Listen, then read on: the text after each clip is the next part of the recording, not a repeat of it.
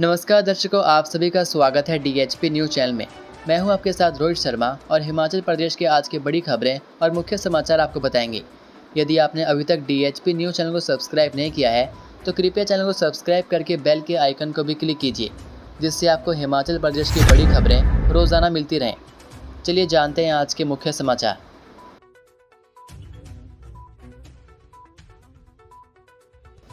पंजाब की खड्ड में बही गाड़ी, ऊना के 9 लोगों की मौत, 2 लापता, 1 रेस्क्यू, शादी में होना था शामिल।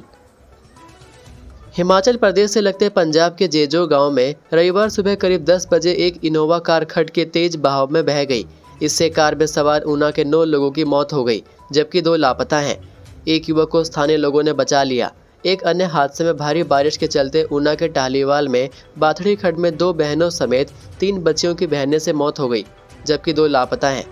उधर भारी बारिश के बीच किन्नौर के पूह के काहा में बादल फटने से नेशनल हाईवे 5 बाधित हो गया। इससे किन्नौर का संपर्क स्पीति से कट गया। वहीं सिरमौर में एक मंदिर खड्ड में बह गया। भारी बारिश के चलते ऊना शहर में जलभराव हो गया। जानकारी के अनुसार ऊना के लोअर देहला गांव के सुरजीत सिंह उम्र 55 वर्षीय को पंजाब के जेजो के मेहरोवाल गांव में रिश्तेदार के यहां शादी थी। समारोह में सुरजीत, पत्नी परमजीत कौर, बेटा गगनदीप उम्र 19 वर्षीय, दीपक उम्र 22 वर्षीय, भाई राम स्वरूप, पत्नी पलविंद्र कौर, बेटा नितिन, भटोली गांव निवासी, उनकी साली शीनू देवी, पत्नी अमरीक सिंह, उनका बेटा हर्षित, बेटी भावना तथा मन्नत वाहन में जा रहे थे। उन्होंने देहला निवासी कुलविंद्र कुमार की गाड़ी किराए पर बुक की और सुबह समारोह के लिए निकले। दुलेहर क्षेत्र पार करने के बाद जब वे जेजो पहुंचे तो खड्ड उफान पर थी। पहले उन्होंने वहां रुककर इंतजार करने की सोची, लेकिन कुछ वाहन जाने लगे तो उन्होंने भी वहां से आगे बढ़ने की सोची। गाड़ी अभी पानी में कुछ दूर ही आगे बढ़ी थी कि पानी ने कार को अपनी चपेट में ले लिया। देखते ही देखते कार करीब 300 मीटर दूर तक बहती चली गई। स्थानीय लोगों ने जेसीबी बुलाकर बचाव कार्य शुरू किया। इसमें दीपक को बाहर निकाल लिया, जबकि अन्य बह गए। इसके बाद 2 लोगों के शव स्थानीय लोगों ने ढूंढ लिए, जबकि रामस्वरूप और उनकी साली शीनू देवी अभी लापता हैं। इस हादसे में 7 लोग ऊना के देहला और 4 भटोली गांव के निवासी हैं। ऊना के उपायुक्त जतिन लाल ने बताया कि मौके पर स्थानीय पुलिस को भेजा गया। घटना पंजाब में हुई, लेकिन जिला प्रशासन भी बचाव कार्य में सहयोग करवाया है। वहीं मुख्यमंत्री सुखविंदर सिंह सुक्खू ने जेजो में ऊना जिले के देहला के 9 व्यक्तियों और बाथड़ी में 3 बच्चों की मौत की दुखद घटना पर गहरा शोक व्यक्त किया है। सोशल मीडिया पर बने प्रेमी के साथ मिलकर मासूम बच्चे की हत्या। सोशल मीडिया पर हुए प्यार के आगे 7 जन्मों तक साथ निभाने की कस्मों पर इस तरह धूल जमी कि 4 साल की मासूम मां के अंधे प्रेम की बलि चढ़ गई। सोशल मीडिया पर बने प्रेमी के साथ मिलकर महिला ने अपनी ही मासूम बच्ची को मौत के घाट उतारकर उसे दफना दिया। पुलिस की सख्ती के बाद सामने आए सच ने सबको हिलाकर रख दिया। शिमला के ठियोग से बरामद बच्चे का शव टांडा अस्पताल पोस्टमार्टम के बाद उसके पिता और दादी के सुपुर्द किया गया। उल्लेखनीय है कि शाहपुर के नौशेरा की रहने वाली 30 वर्षीय महिला सोशल मीडिया पर सोनू उम्र 32 वर्षीय, गांव चिल्ली, पोस्ट सरीबन, तहसील ठियोग, शिमला के संपर्क में आई। सोनू ड्राइवर है। अनीता 26 जुलाई को अपनी 4 वर्षीय बेटी को साथ लेकर सोनू के साथ घर से भाग गई। इसके चलते पिता और दादी ने पुलिस थाना शाहपुर में 27 जुलाई को उसकी गुमशुदगी की रिपोर्ट दर्ज करवाई। वहीं 7 अगस्त को पुलिस ने उन्हें जीरकपुर से ढूंढ निकाला, लेकिन उनके साथ बच्ची नहीं थी। इस दौरान उन्होंने कहा कि बच्ची को ठियोग में रिश्तेदारों के पास छोड़ा है, लेकिन जब उनसे सख्ती से पूछताछ की गई तो उन्होंने बताया कि उन दोनों ने बच्चे की हत्या कर दी है और उसे ठियोग में ही दफना दिया था।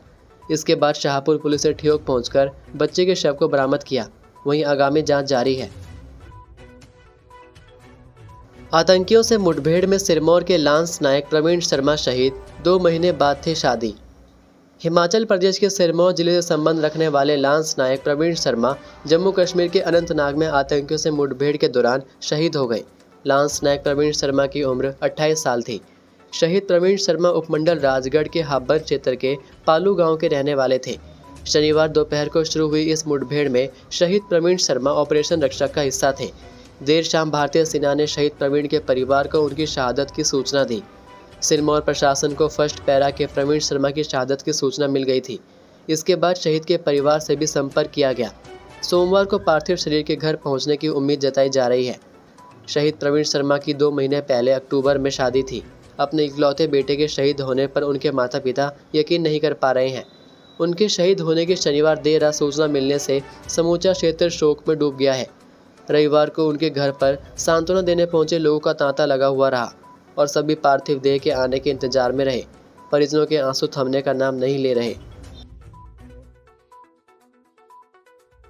सिरमौर में खुलेगा 100 बिस्तरों का राज्य स्तरीय नशा मुक्ति केंद्र, मिलेंगी ये सुविधाएं। प्रदेश सरकार सिरमौर जिले के पछाद उपमंडल के कोटला बड़ोग में राज्य स्तरीय आदर्श नशा मुक्ति एवं पुनर्वास केंद्र स्थापित किया जाएगा। यह नशा मुक्ति केंद्र मादक पदार्थों की लत से जूझ रहे लोगों की सहायता करेगा और उन्हें नशीली दवाओं पर अपनी निर्भरता से उबरने तथा आत्मनिर्भरता के साथ समाज में फिर से एक खुशहाल और स्वस्थ जीवन जीने में मदद करेगा। मुख्यमंत्री ने नशे से निपटने के लिए सरकार की प्रतिबद्धता पर बल देते हुए कहा कि राज्य सरकार ने युवाओं को मादक पदार्थों के खतरे के बारे में जागरूक करने के लिए विभिन्न कदम उठाए हैं, जिसका उद्देश्य उन्हें नशे की लत से बचाना है। मुख्यमंत्री सुखविंदर सिंह सुक्खू ने कहा कि आज के दौर में युवाओं को नशे से दूर रखना सबसे बड़ी चुनौती है। उन्होंने कहा कि समाज को भी नशे की लत से जूझ रहे लोगों का मनोबल बढ़ाना चाहिए ताकि वे दृढ़ इच्छा शक्ति से मादक पदार्थों का सेवन छोड़ सकें। सुक्खू ने कहा कि नशा मुक्ति केंद्र ग्रामीण और शहरी दोनों क्षेत्रों में सिंथेटिक मादक पदार्थों के सेवन को खत्म करने की एक व्यापक रणनीति का हिस्सा है।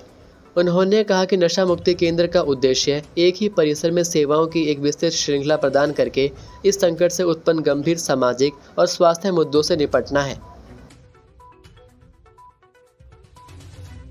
नाहन बडोल रूट की HRTC बस के चालक व परिचालक से मारपीट, बैग से 23,000 रुपये गायब।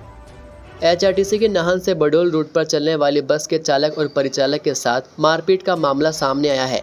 इस दौरान कंडक्टर से उसका बैग भी छीन लिया गया, जिसमें 23,000 रुपये गायब हो गए हैं।